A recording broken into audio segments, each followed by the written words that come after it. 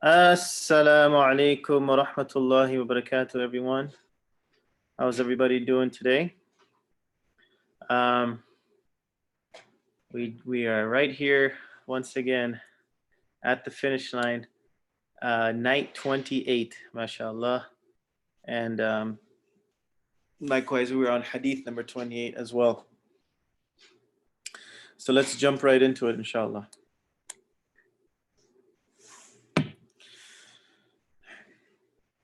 Hadith number 28. This is recorded by Imam Bukhari and Muslim.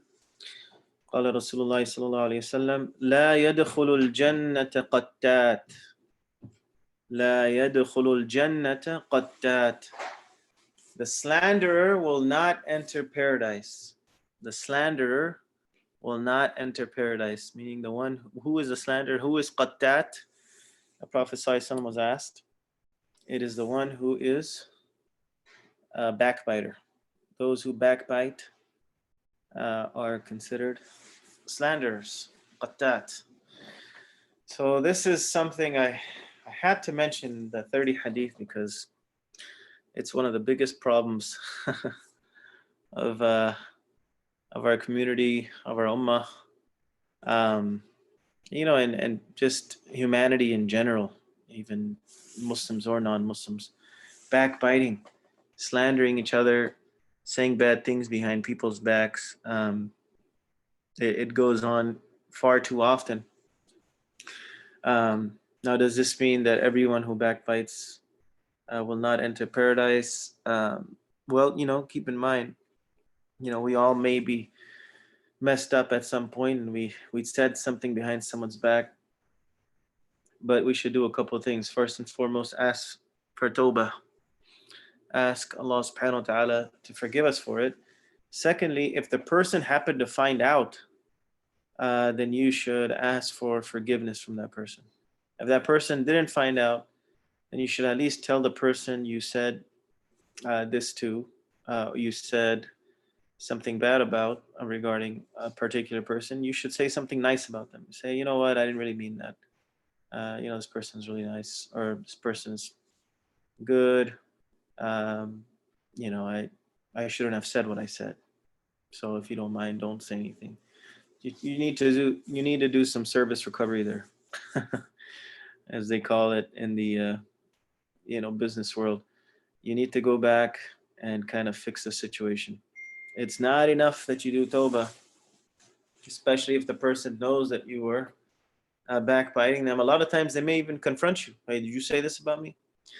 And you might have to, respond there and say, yes, I did. I apologize. Or if it was something that you really felt that they did wrong, then you can let them know about it. Now, some of you may be saying, but you know what? There are some situations where I cannot hold back. I need to tell people about somebody.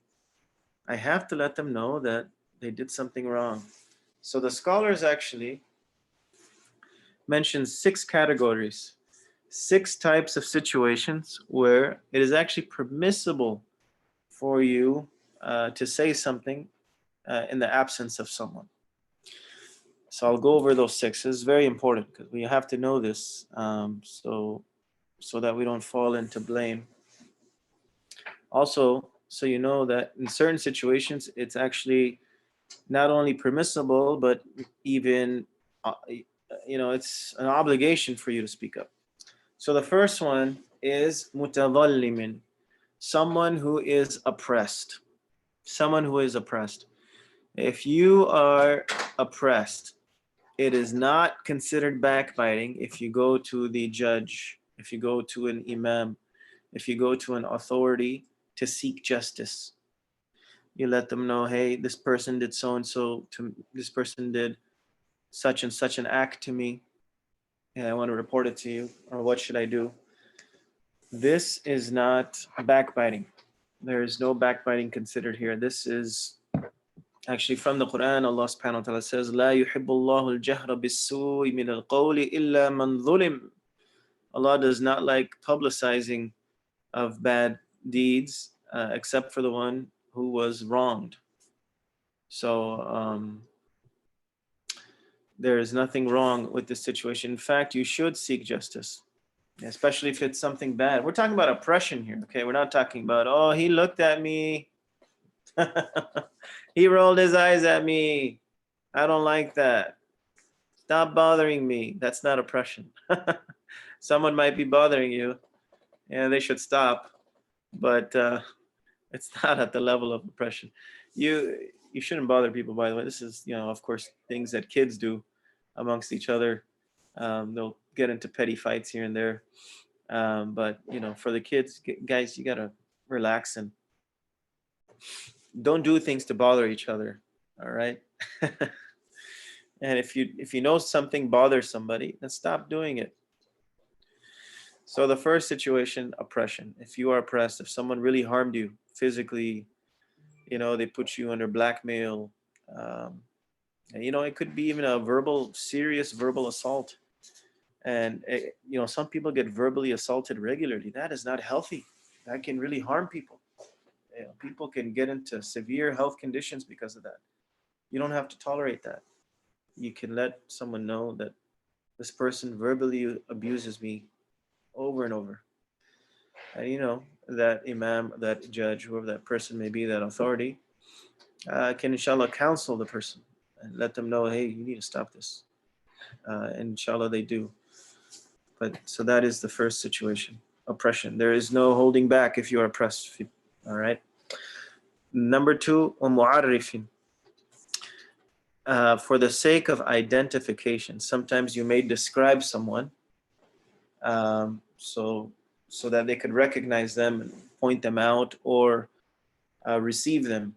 This is not backbiting, meaning you're letting someone know, hey, Ahmed's coming in. Who is Ahmed? There's like 5 Ahmeds that are coming in. He's the one with the round cheeks and he has a little belly. You're not saying it in a way to embarrass him or make fun of him, but rather it's just for the sake of identification. Oh, this is Ahmed, or this is so and so. This is sister so and so. She looks like this.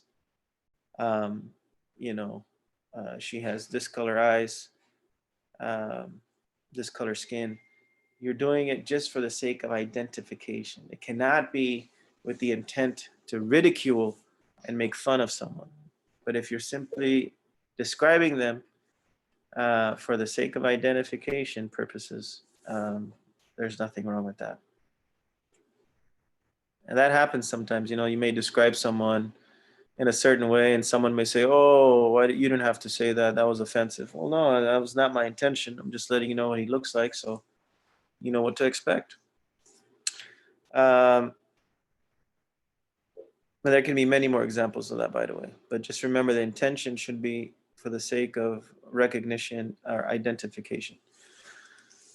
The third scenario is muhaddiri, to warn somebody. This is really important. So if you know for sure, not hearsay, folks, not hearsay.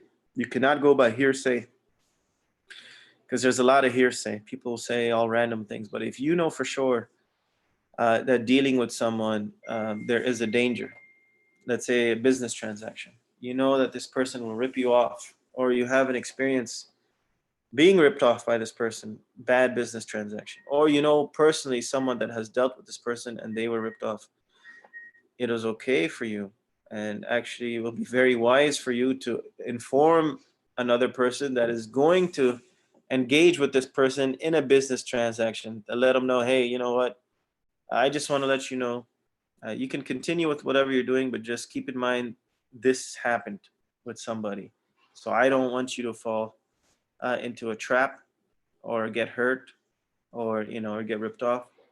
Just be careful. This is the case, but go ahead and take your precaution. Same way with marriage. If you know somebody is bad, or I don't even want to say bad, if you know someone is involved in some certain acts that could be really detrimental to the marriage, and the other party does not know, it is your right to speak up and let them know. Remember, this is not hearsay.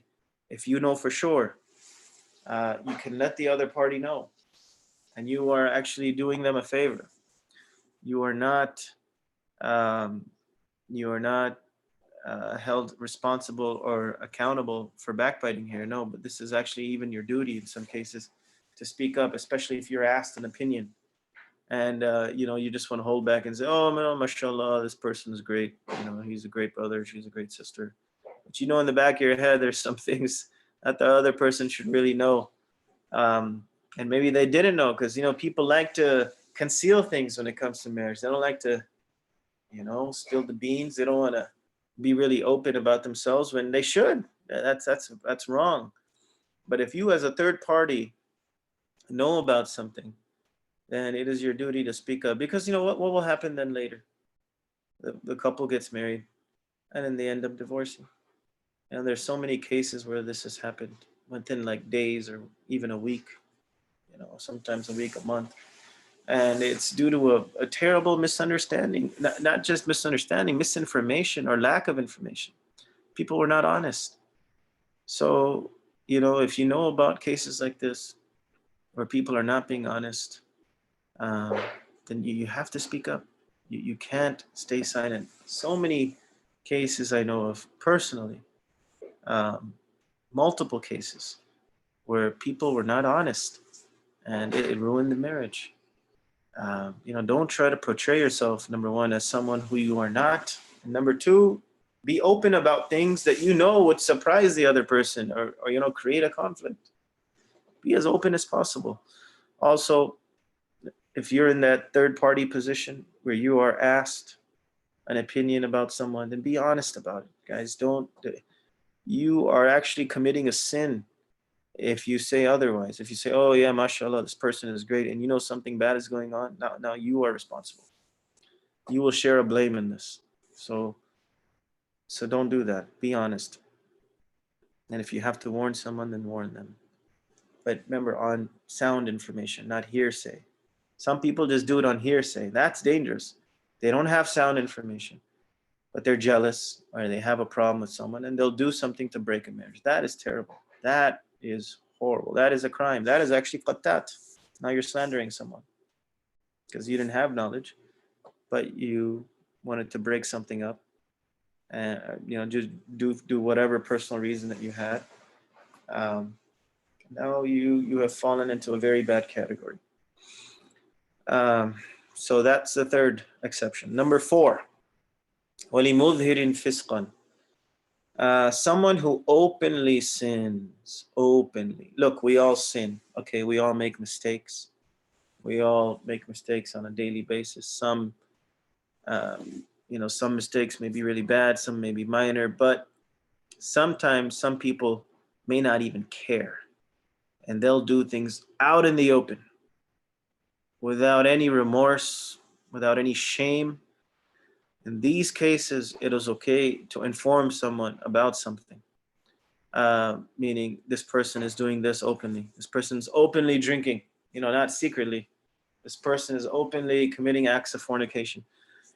You can inform others so that perhaps this person leaves what they are doing. Sometimes, people get embarrassed when they find out. The other people know.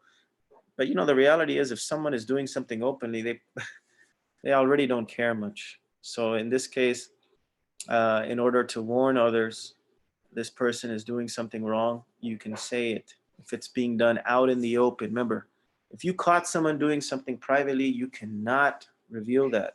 That is between them and Allah subhanahu wa ta'ala. In fact, if you catch them, it is your duty to stay silent, because they made a mistake while they were in secrecy, but perhaps they felt bad about it, and they repented for it. But that's exposing someone in a way that you really shouldn't expose them. If it happens to be something crazy, that's another story. We'll get to that later. But for the most part, if you just happen to see them doing something wrong, privately, you do not expose this publicly.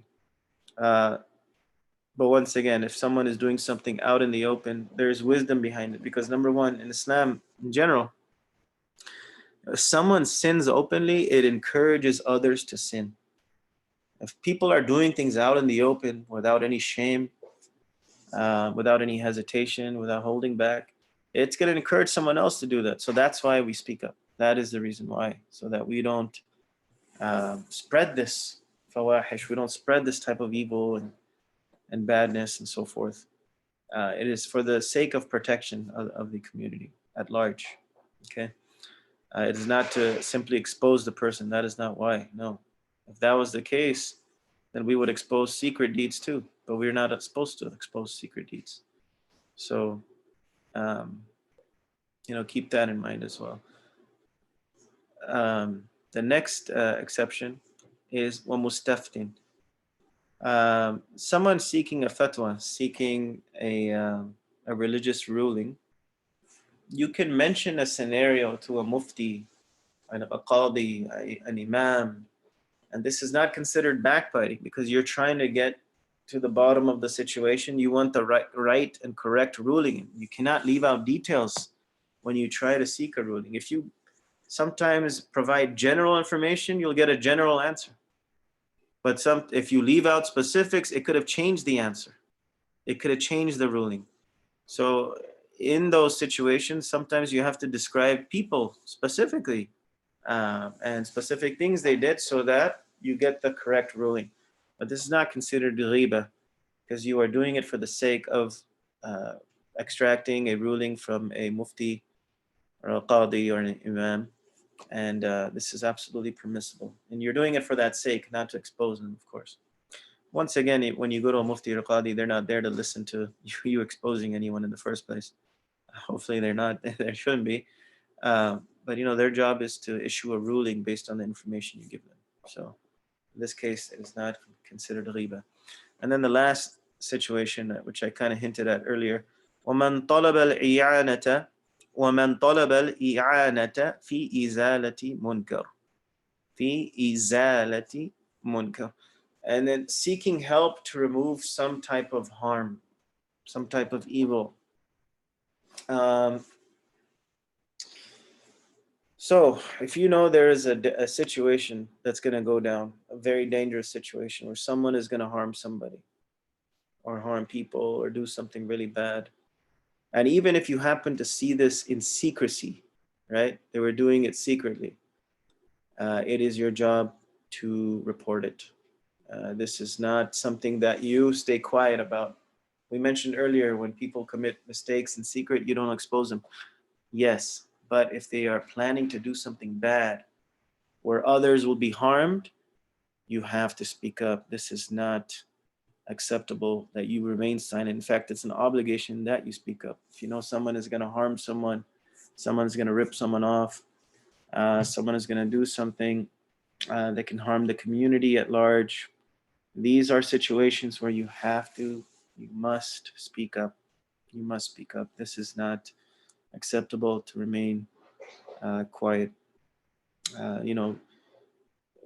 If people are being abused, they're being mistreated, and they will be based on what you have heard from this person.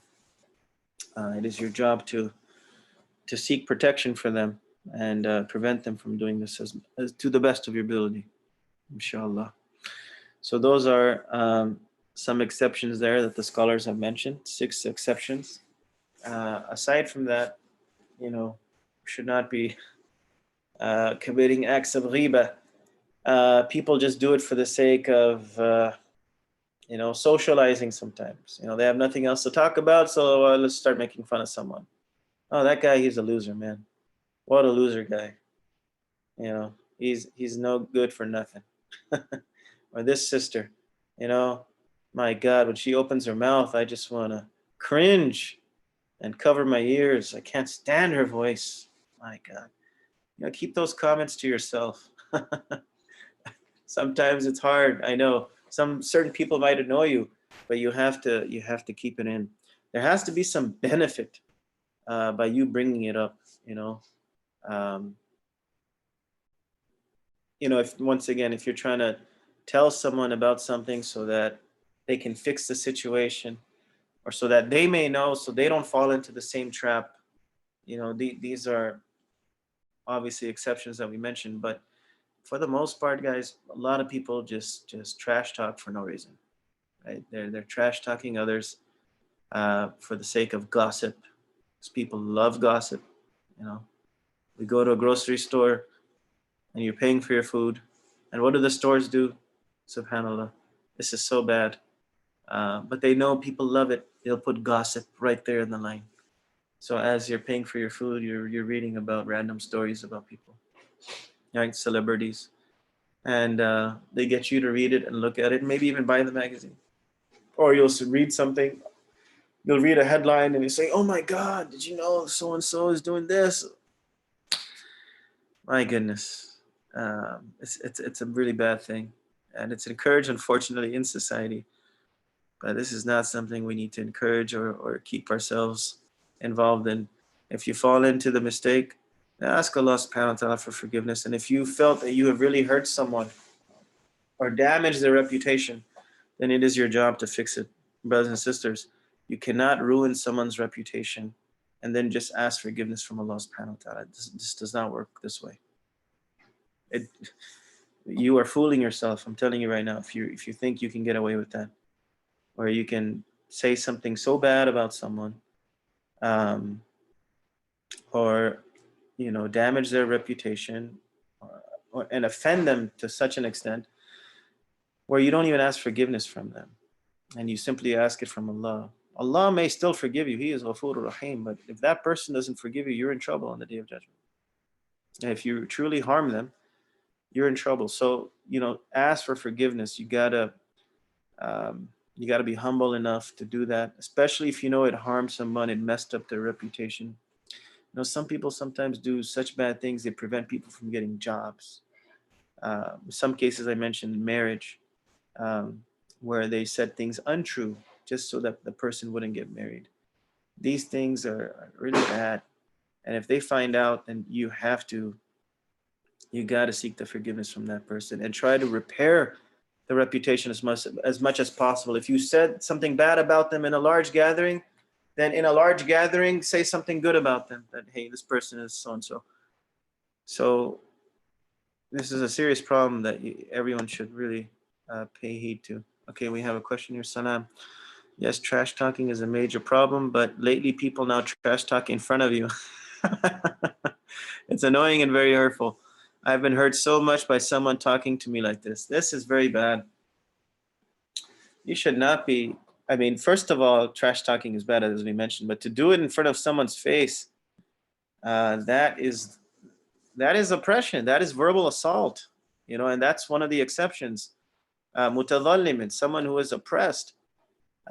You can't do that.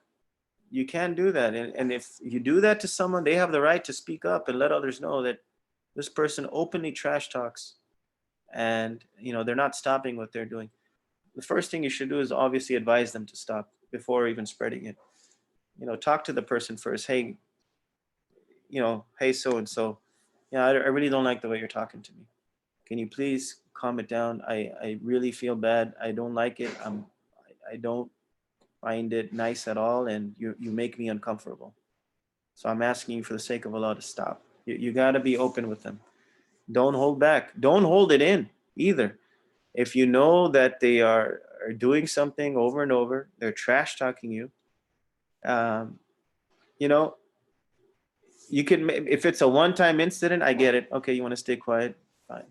But if they are constantly doing this, you need to speak up, because what will happen is eventually it'll become too hard for you to bear. So you need to speak up and just tell them nicely, hey, look, I really don't like the way you're talking to me. Please, can you just please stop if you don't mind? Jazakallah khair. Just thank you. Just be, very dignified in your approach as much as possible. But in some situations, if it's a random act, it's probably better you just stay quiet, right? To avoid confrontation. But, if it's getting to a point where they're really saying bad things, doing it over and over, you need to let them know, because then this hatred will just build inside. And if you happen to see this person over and over and they keep doing it, it's going to hurt you. You're gonna be harmed mentally. All right, it's gonna affect your mental health, and then you end up sometimes. You know what happens? People absorb all this, and then they end up taking that anger out on someone else. They take it out on their own family sometimes, right? because they couldn't speak up to the person that was harming them. So they decide to take it out on someone that is more vulnerable and easy to scream at. And that's wrong. That's wrong. So, there's a level where you hold back, but if it happens too often and it's too severe, just be nicely open with the person. Hey, brother, I don't like what you're saying. Do you mind not talking to me this way, please? I appreciate it. You know, it'll actually relieve somewhat of a burden off your chest. And if they don't stop, then you get someone involved. You get someone involved, and you notify somebody, especially someone. Try to get someone that person respects, so that they have more of a chance to listen to them. And don't go and get your own friend, who they might not even like. That's not gonna really help the situation. May even agitate the situation. But go to someone that you have good terms with, or are on good terms with, and they also respect that person. That's who you want to bring, inshallah. In terms of a family between the husband and wife, Allah subhanahu wa ta'ala actually recommends um, وإن شقاق بينهما فبعثوا حكما من أهله وحكما من أهلها. When a husband and wife have issues, Allah subhanahu wa ta'ala in the Quran advises that you get someone from his side of the family and her side of the family uh, to come together and inshallah make the situation better. And a lot of people don't do this. They try to just act on their own. They don't want to get uh, their elders involved, or people who are respectful within their family, to come together on the table to come to a good conclusion. But they say, no, I don't want to talk. I don't want to bring this person in. I don't want to get them involved. And then the situation ends up getting worse. So it's really important to seek help when situations get rough. You gotta talk to someone. If brother-in-law, sister-in-law, someone, if things get out of hand, um, it's trying to always just solve it on your own. You end up sometimes frustrating yourself, and you get angry, and then you end up doing things you'll regret. So before it gets to that, then seek help from someone, and try to make the situation better. May Allah subhanahu wa ta'ala make it easy on all of us, and guide us to the best of ways. Ameen ya Rabbil Alameen. So that is hadith number 28, recorded by Bukhari and Muslim. And as we mentioned, when it's recorded by Bukhari and Muslim, you can say muttafaqun alayh. Both of these extremely authentic sources have narrated this hadith. So let's do a quick review. We sent out an email, by the way. You should have received an email from Brother Omar before the class started about directions for Saturday. So the competition, inshallah, will be between 11 and 1, 11 a.m. to 1 p.m. We have divided you into two groups. We had exactly 30 people register. So we divided them 15 and 15. We have 3 judges, one including myself. And we will accommodate, inshallah, 15 people, per hour. So 5 basically to each judge per hour. The way we're going to do it, you'll drive to the masjid parking lot, and the number you put on the registration we're going to call, and you're going to come in right away. As soon as we call you, you're going to come in. There's going to be 3 locations in the masjid, one in the musalla, one in the office, and one in the multi-purpose hall. This way, there's only a total of 6 people in the masjid anyway. It's less than 10, and they're all separated in separate rooms. So we're meeting the guidelines of social distancing. So 3 at a time in 3 separate rooms.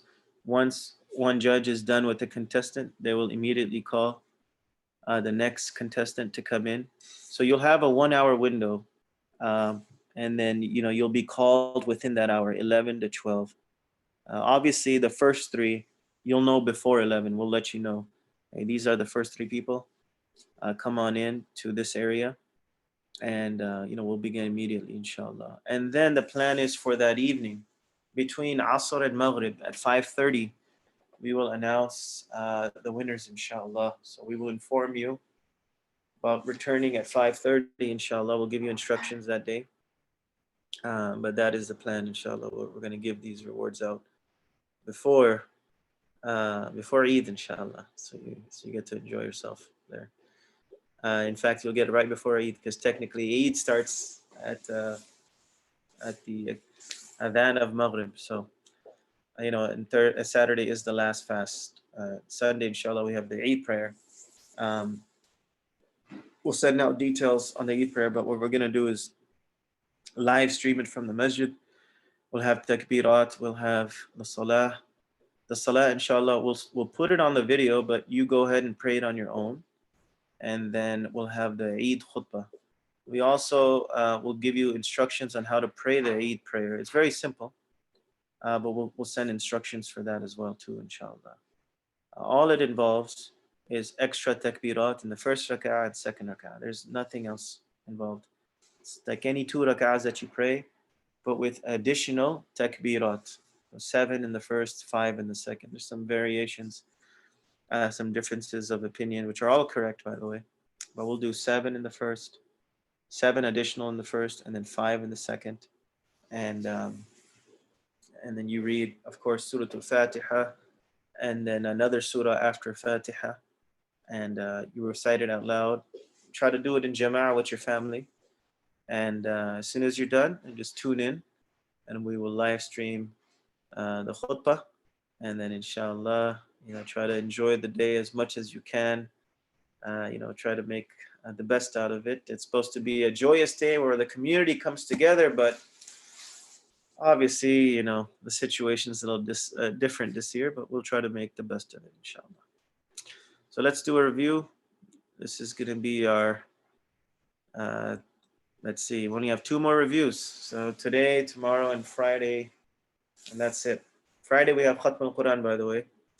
I'll confirm the time, but most likely it'll be after this hadith class. So probably about 10 o'clock, we'll do Khatm al-Quran. Once again, that will be live streamed from the masjid. So Friday, I will be in the masjid doing this hadith number 30 session. And then we'll give you a break to pray Isha and whatever you need to pray.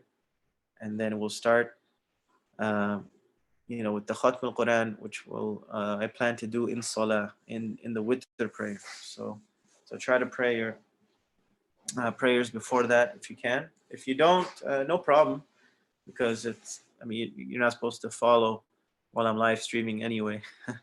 But nevertheless, I think the plan will be around 10 o'clock. I'll confirm with you guys tomorrow, inshallah.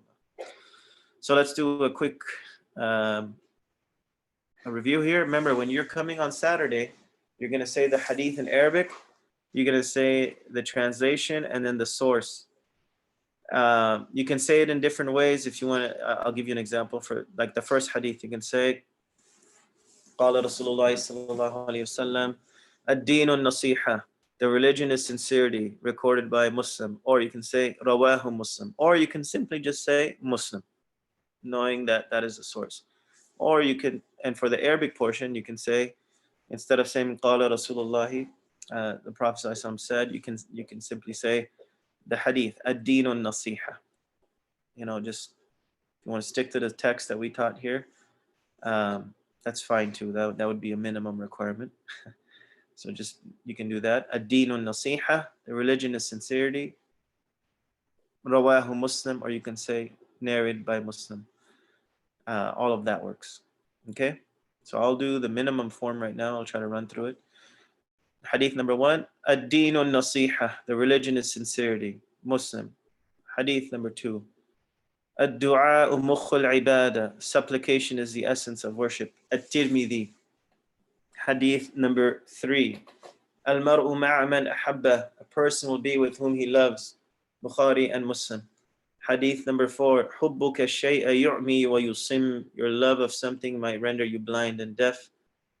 Abu Dawood. Hadith number 5, al-anatu min Allahi wal-ajalatu min ash-shaytan, calmness is from Allah and haste is from shaitan. At-Tirmidhi. Hadith number 6, al-haya'u la ya'ti illa bi khayr, modesty does not bring anything but goodness. Bukhari. Hadith number 7, at-tuhuru shatrul iman, purity is half of faith. Muslim. Hadith number 8, al-khamru jumma'ul ithm, alcohol constitutes many sins. Razin. Hadith number 9, Inna Allah jamilun yuhibbul jamal. Allah is beautiful, He loves beauty. Muslim. Hadith number 10, La darara wa la dirar. Do not cause harm or return harm. Ibn Majah. Hadith number 11, Man samata najah.